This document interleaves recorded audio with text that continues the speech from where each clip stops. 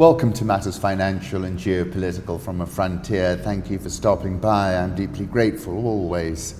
Freedom overcomes fear as captured by Fion_Lee on the street in Hong Kong. Times New Asia cover: Hong Kong is on the front lines of a global battle for freedom.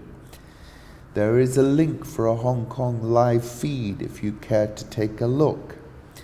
And I wrote about the periphery and the risks that pertain to the periphery. And essentially this is the flaring of that periphery.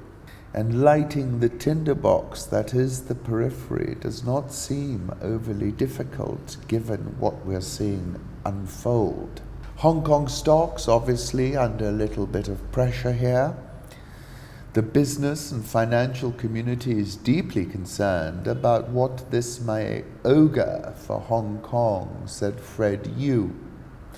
No major company dares to speak out publicly for fear of angering the Chinese government.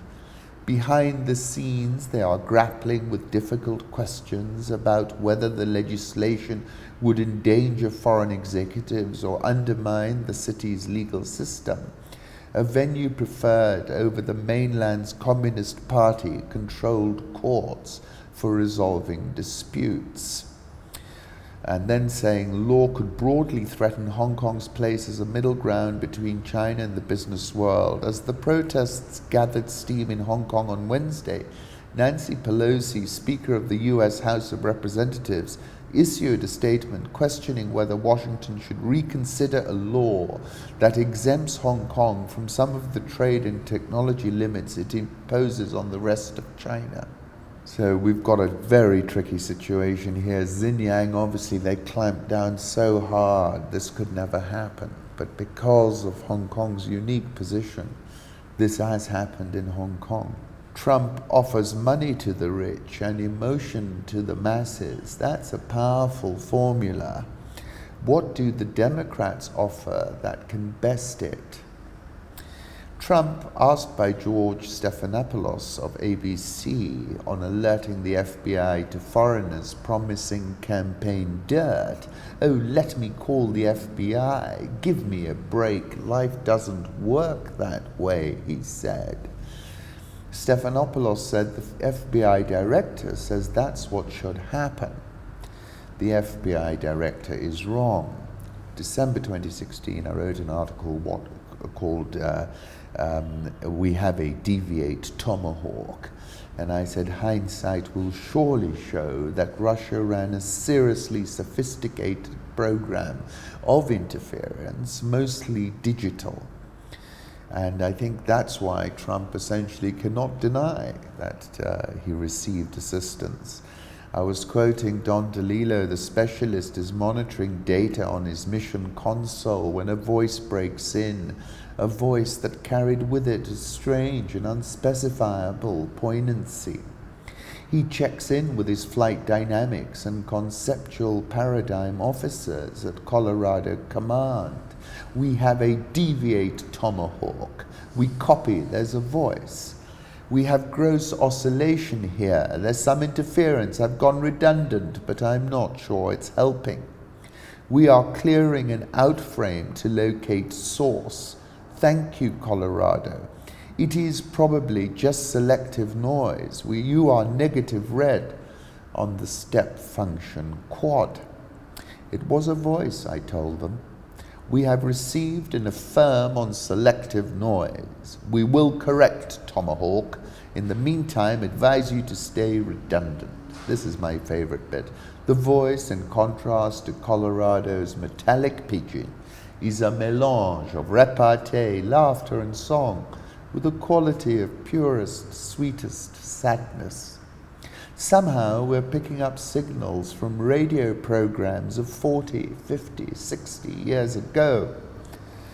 I have no doubt that Putin ran a seriously 21st century, predominantly digital program of interference which amplified the Trump candidacy. Trump was an ideal candidate for this kind of support.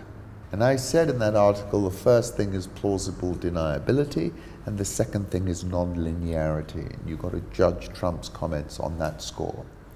Look at this. Remember on the 27th of May, I was saying the China-US war had turned ballistic, and this is evidenced by this tweet from Chi-Girl. Trump tweets by keyword trade war indicators, which seem to be affirming what I was saying. Japan's Abe Shinzo looks to mediate between the US and Iran. Well, Japanese Prime Minister Shinzo Abe will seek to open a channel of communication between Iran and the US as part of a diplomatic effort to prevent a military standoff between Tehran and Washington from tipping into conflict. There is concern over growing tensions in the Middle East. While the situation draws the attention of the international community, Japan wants to play a role as much as possible for peace and stability in the region, he said. When there is an economic war against the Iranian people, you cannot expect those who have supported or initiated it to stay safe, Mr. Zarif said. He has a very rare existence that is trusted by both sides. It's time to use the asset, said Kazuto Suzuki, a professor of political economy at Hokkaido University in Japan. As I said on the 13th of May, this level of financial and coercive sanction warfare is simply unprecedented. I said the situation reminded me of the edge as described by Hunter S. Thompson. There is no honest way to explain it because the only people who really know where it is are the ones who have gone over. I added Trump has been a big proponent of coercive financial and sanction warfare, and its expression vis-a-vis Iran is its apogee. Marwan Bishara wrote, these US demands basically constitute total Iranian surrender, not only to the US, but also to Israel and Saudi Arabia.